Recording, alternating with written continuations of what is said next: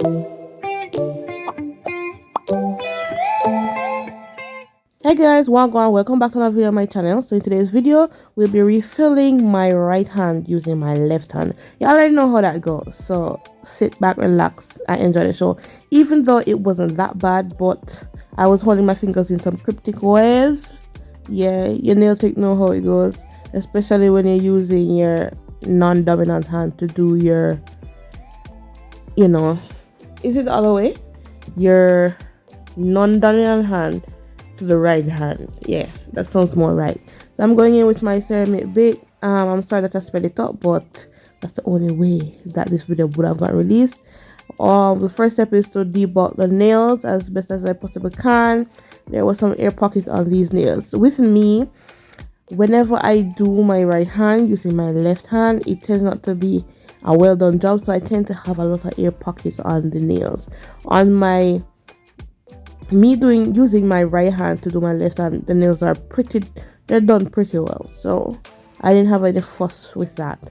So there was a lot of pocket on the air pocket on the nails, and I didn't want to jam my cuticle nipple into my nails because I hurt, so I decided to cut to where I saw the air pocket and where it stopped, and then I will file it down a little bit, and then I will use my my nipples to clip it off. Like doing the right hand is a suicide mission. If you're right-handed, using your left hand is a suicide mission, and it's vice versa. So this was very much easy. I'll go in and just use the nipples very gently and just release the air pockets off the nail. What I found out is that, as I said before, that I didn't do such a good job on the right hand, to be honest. So there's a lot of air pockets. So it ended up that I removed my ring finger completely. And this is without soaking it off. It literally just came off because there was a lot of air between my nails and the acrylic. And if you note that the pointer finger and the middle finger, the nails were completely off because that's the same problem that I was having. And also I took a little while to refill these nails because it was just under near a month's timing. I don't know why I take so long for the things, to be honest with you, but I don't think the result would have been any different. I still would have a lot of air pockets and a lot of work. It might as well just take off each of the nails there. But the thumb and the pinky was definitely on. Like there was no problems with them. So I used the various files to kind of debulk the nails, and then after that I'll go ahead and push back all the cuticles, your prep work, push them back nice and gently, and then I'll go in with my 120 e-file sanding band and go over each of the nails. So each time that I did file with this, I was noticing some air pockets, some whiteness around the nail, and I was like, I had to spend a little bit more time. So I actually went off camera and did that, and that's how you notice there was no nail on that nail here, because there was this constant air pocket coming up. So I go ahead and brush away, use an alcohol pad wipe, remove anything that's on the nail surface, and then I'll go in with my primer. I usually prime twice. Now that I've completed the priming stage, I'll now prepare my, what do you call this now, my nail, I call it? I wanted to use a fancy word. Is your monomer? Yes, I still got it. So I went in with my monomer, and this is the color that I'll be using. This is extreme pink. Funny enough, whenever I use this, it can be on my dominant, my non-dominant hand. It is still the same problem that I'm having. It's a very compact color, very tight, and it dries pretty quickly. And to add to that, the temperature in Jamaica is soaring. Like the place is hot. So this product here was just setting as quick as I applied the product on the nail, and that was the very frustrating thing about it. It was just drying fairly quickly. One, it compact, it dry easy, and the third thing is that it was humid. It is very humid. It's very humid is not the word. It was very hot. It's still hot in Jamaica. So I don't know why I choose to use this acrylic in the get-go. So you can notice that I tried to do the one bead method and just try to hurry up this process, but I was trying to blend it to my cuticle and trying to blend it down on the nail, that never did a workout. So I had to go in and take off the acrylic completely before it dried. You can see it was getting ready to set on the nail. Thank God I worked with my instinct. I removed it and I went in with much smaller beads and much more moist. So whenever I'm using this product, this extreme pink hair, I usually work with smaller beads, and I tend to work with the brush sopping wet. And even doing that, it tend not to help the product. So, or help me, as a matter of fact, not help the product. It never helped me. So I had to work with small beads near to the cuticle, ensure that the cuticle area was blended first, and then I work my way down the nail. It really doesn't matter if you use multiple beads to get to where you want the nail to go or look. So you have to understand that this isn't the hand that you're masterful with. I don't know if it's masterful is a word or it's fitting with this sentence, but whenever you're doing your dominant hand with your non-dominant hand, it's all hell break loose. So multiple beads on your nails shouldn't be any problem. It shouldn't be any problem. The advice that I can advise is that you work away from the cuticle zone and also work with smaller beads and the brush a little bit more than normal. That's just about it. Because when it comes on to filing, that's the other part. I dread laying acrylic on my opposite hand, on my right hand. And I also dread filing because when it comes to the cuticle zone, my good guy or my good sis, it's very uncomfortable. I have gone through so much already with doing my dominant hand. Boy, I'm gonna tell you something. It's hell. That is hell for nails. Like, it hurts pretty bad, and I don't wish this on anybody. I genuinely don't. So yeah, so I'm going to finish laying my acrylic. I'll be doing an overlay on each of the nails. I use my step where I say work with smaller beads, smaller moist beads, and work away from the cuticle, and it turned out good.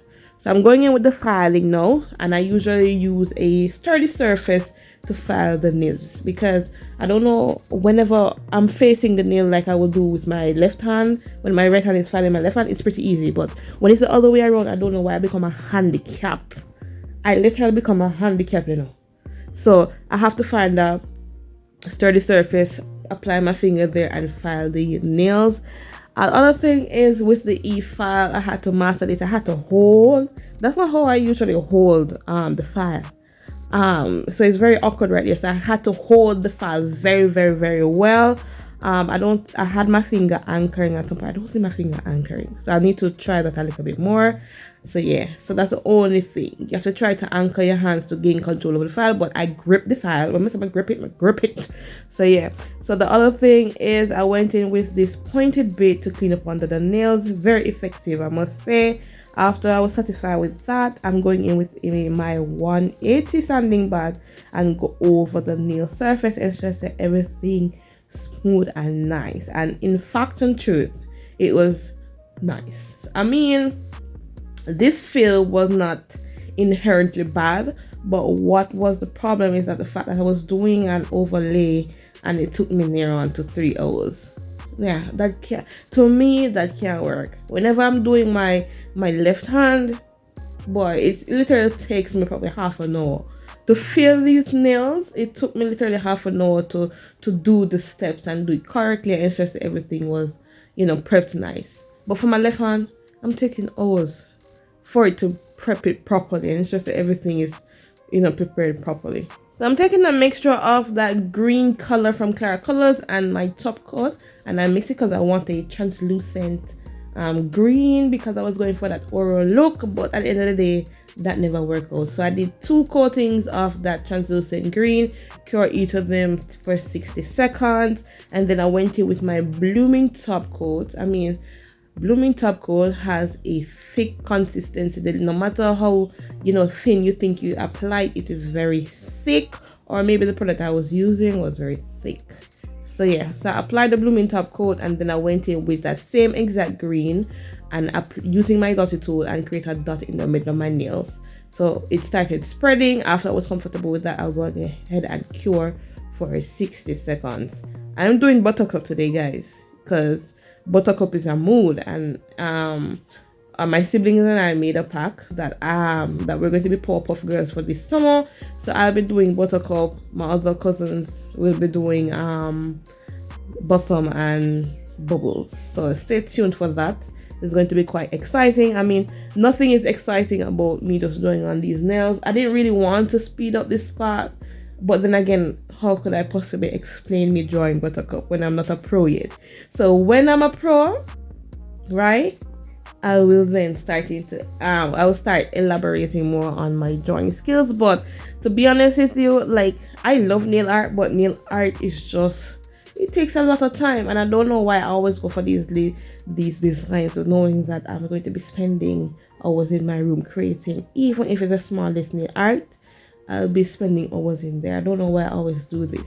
And so sometimes I usually stick to the simpler things, but the simpler things don't drive traction, to be honest with you. Some of them do, some of them don't. But I love me some nail art.